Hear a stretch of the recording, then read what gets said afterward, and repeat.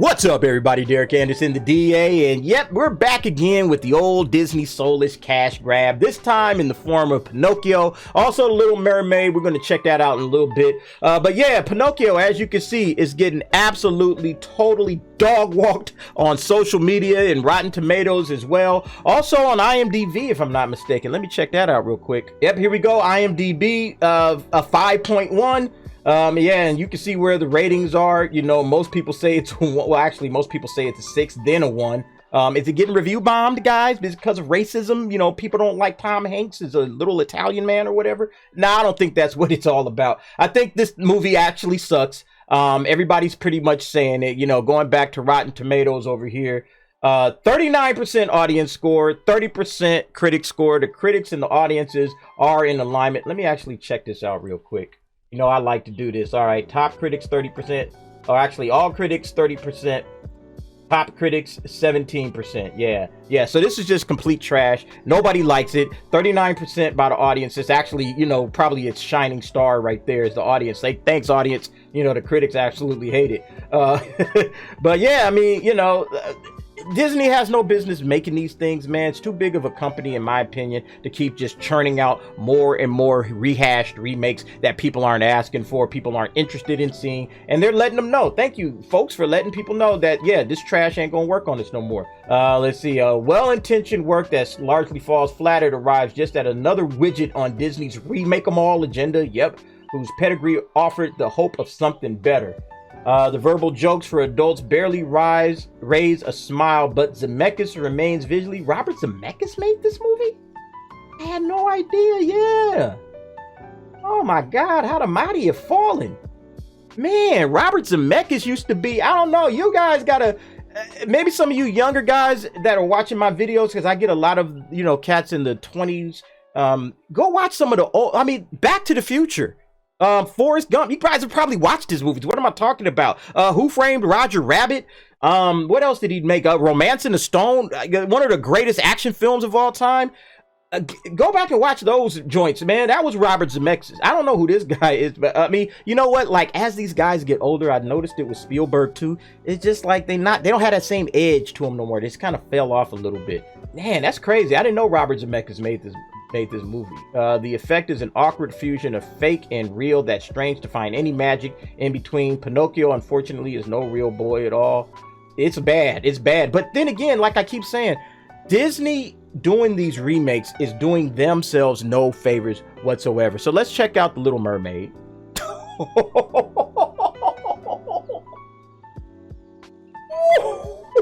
This thing got 648. Damn, I had no idea it was this bad. I heard it was bad. Like, I heard it was like in the 400,000s, but this is out of control. But look, we've talked about this. I had my comments about the Little Mermaid remake with the video I did a couple of days ago with Whoopi Goldberg in it. You know, because she likes to talk and complain about race swaps and all this other kind of stuff. But this is how people really feel about that shit.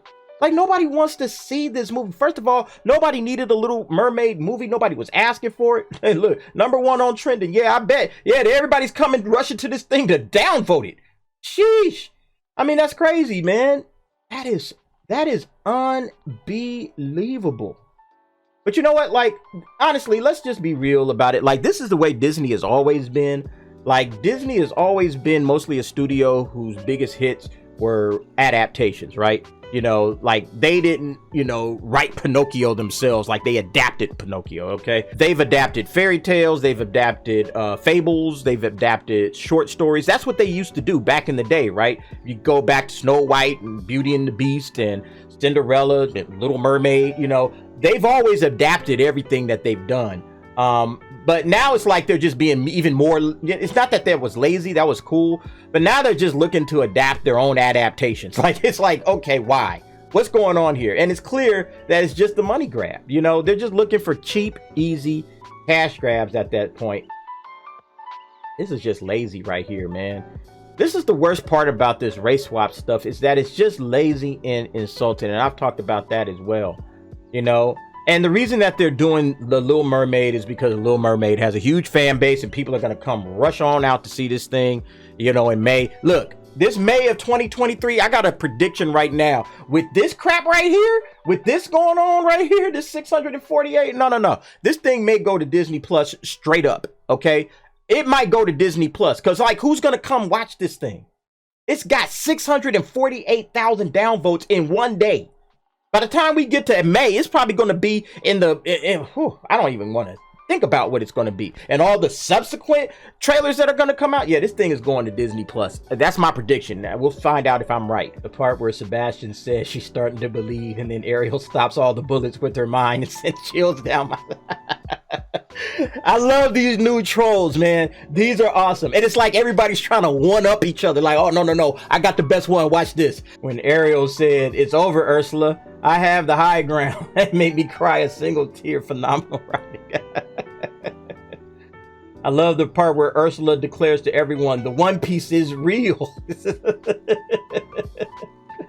Ah, man, this is awesome. Love the scene where Ursula says, so you think darkness is your ally, but you merely adopted the dark.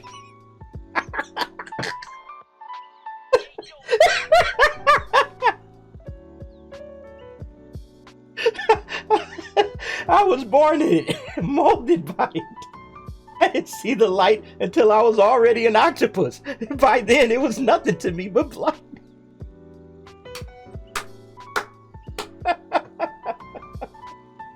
Oh my gosh. Oh, that's too much, man. I love how everybody's one-upping each other, doing their best to keep trolling. Keep the trolling up. You guys know how I feel about this stuff. I love it. Keep the trolls going. Gotta love the scene where Ursula said, "You dare use my own spell against me, Ariel," while revealing she was a half-blood prince all along. You know, as a Potterhead, I was gonna love that one. But you know, like, yeah, just going back to Disney. Okay, it's a cash grab, it's a business. We get that, okay? No one is really arguing that Disney shouldn't be out there trying to make money. They got shareholders to take care of. I get it. I understand that 100%. It's business.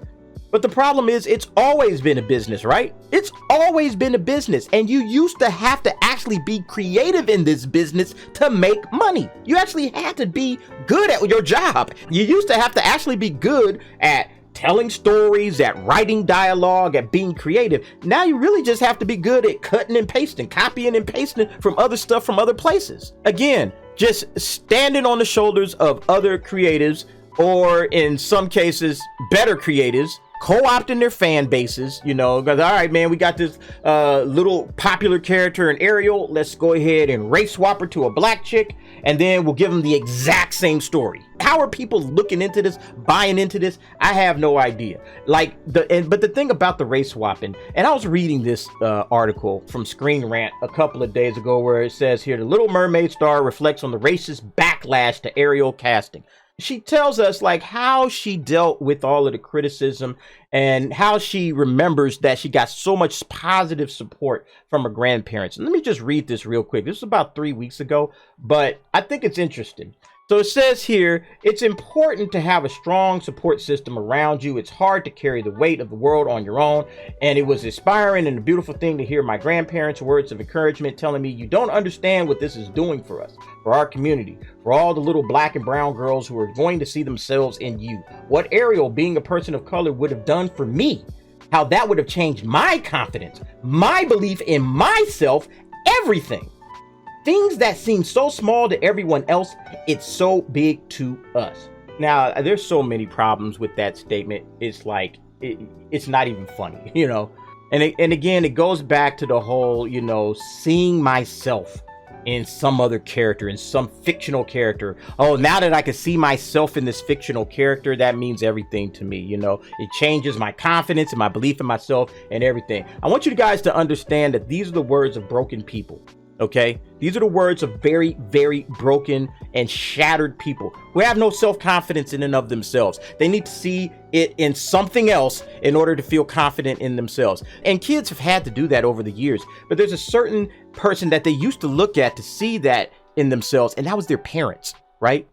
You look to your parents and your grandparents, you look to your family. That's where you get the confidence in yourself. So it makes me wonder, like, what kind of family did she come from where they wouldn't have had a level of confidence or belief in themselves unless they witnessed something out there that was external, not internal, not within the family, but external. It's scary almost, right? It's like these shows are being seen almost like as a surrogate for like actual parenting and family building up your children, right? Like my pops was a welder, my mom's was a postal worker, okay? And I wanted to grow up to be George Lucas and Steven Spielberg. That's who I wanted to be, you know? And it had nothing to do with me seeing myself in them, nothing whatsoever. It had everything to do with me wanting to do what they were doing. Like, I grew up wanting to make Star Wars and Indiana Jones type stuff one day. Not remake their stories, but actually tell my own stories just like they were telling their own stories. And yeah, in a way, they were making homages to the stuff that came before them, but they were doing it in their own way. It wasn't just like this simple shit Disney is doing, where they're just, hey, we're just gonna go ahead and race swap this character. We're gonna make a live action version of the exact same story, just remake that same story and move on, and we'll collect $1 billion. I don't think this Little Mermaid shit is going to collect $1 billion at all, though. But anyway, folks, what do you think about Disney and their soulless cash grabs falling flat on their faces? The tides are changing. The tides are turning. I'm telling you, people are tired of it. People ain't going for it no more. And it's starting to show. The ratings are proving it. You're seeing this type of action going. Let's refresh this real quick. I'm just curious. It's gotten worse. 666. Yep. Getting a whole lot worse. Oh man, I can't wait. But go ahead, folks, leave me your thoughts and your opinions in the comments below. And thanks for watching. See you next time. Hold up. I forgot something. There we go.